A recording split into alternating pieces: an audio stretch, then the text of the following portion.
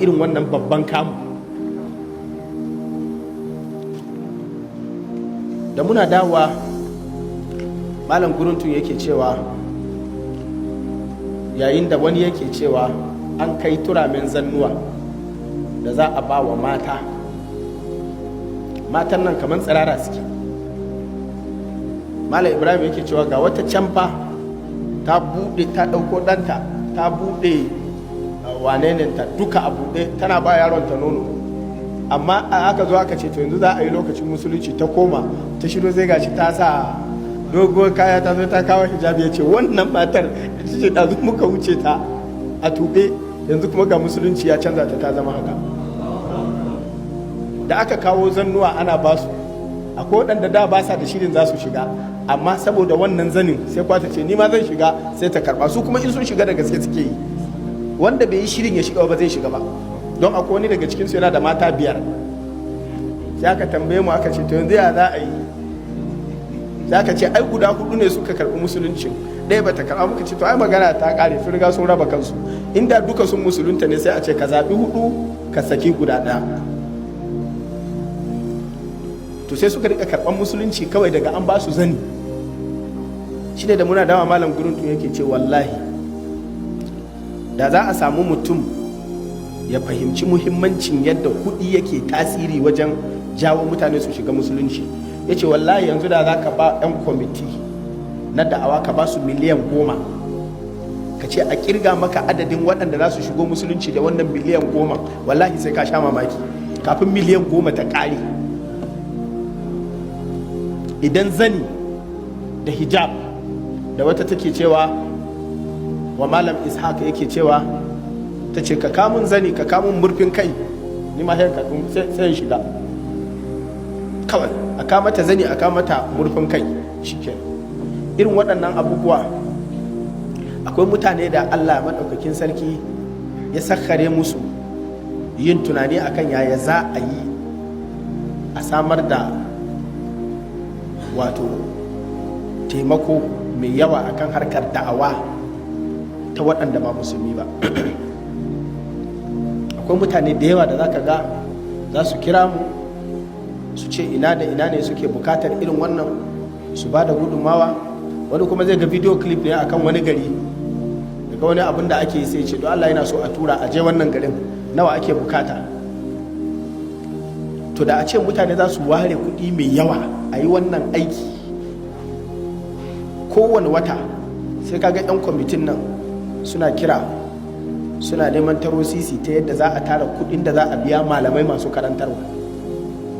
Akwai matasa da yawa waɗanda suka bayar da kansu da lokacinsu, za su bar gari su je su zauna a can su karantar da su addini, amma su kuma suna da bukatan abin da zai rike su.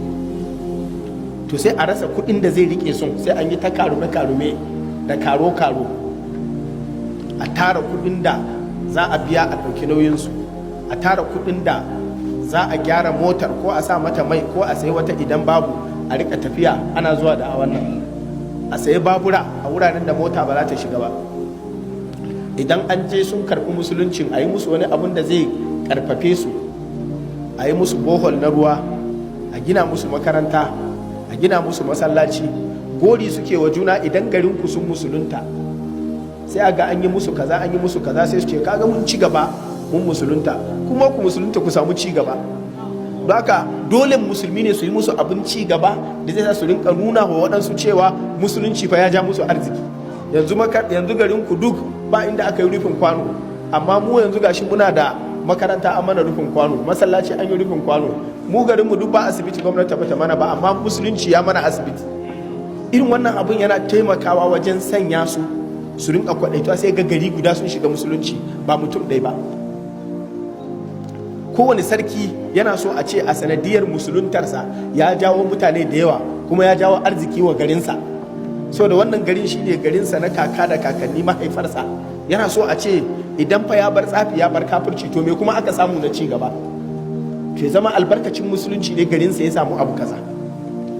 Me yasa 'yan kasuwa da mawadata da 'yan siyasa ba za su yi amfani da damar da Allah ya ba su ɗauki nauyin yadda za a rinka shiga irin waɗannan wurare? Wata tambaya ma nake, wanzu idan muna yin aikin da ya kamata, malamai suna nasu, masu kuɗi suna nasu, 'yan siyasa suna nasu, duk wani mai dama tasa yana nasa. Yanzu don Allah, arewacin Najeriya alal akal ya kamata a samu wanda ba musulmi ba har yanzu. In dai ana yin da'awar irin yadda Allah maɗaukakin sarki ya aiko manzan Allah sallallahu alaihi wasallam ya bar mana wannan gado a hannunmu. Qul hadhihi sabili ad'u ila Allah ala basiratin ana wa man ittaba'ani.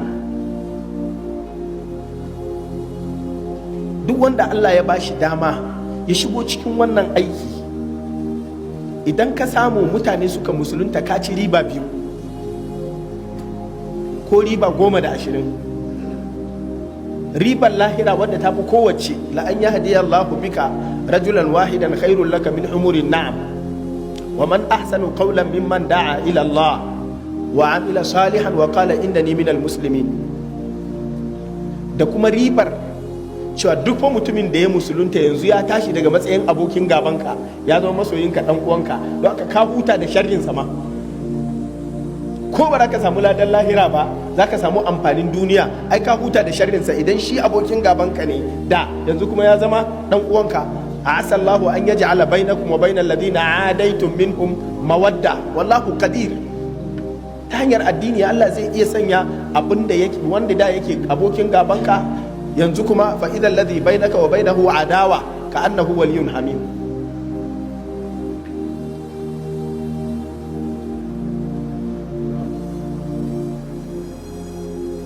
Shekarar 2002 ko 2003 na karatu a wurin malamina Sheikh Muhammad ibn Abdulhamid Abu Rawash hafizahullah a masallacin manzan Allah sallallahu alaihi wasallam.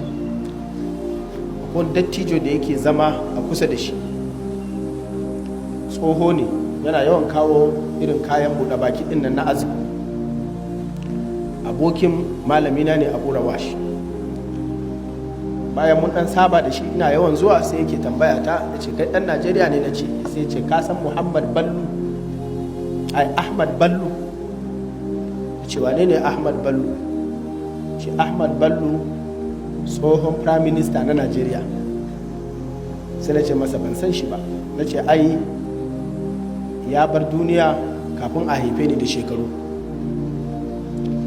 Sai ce to bari in gaya maka, ce Ahmad Bello ai abokina ne.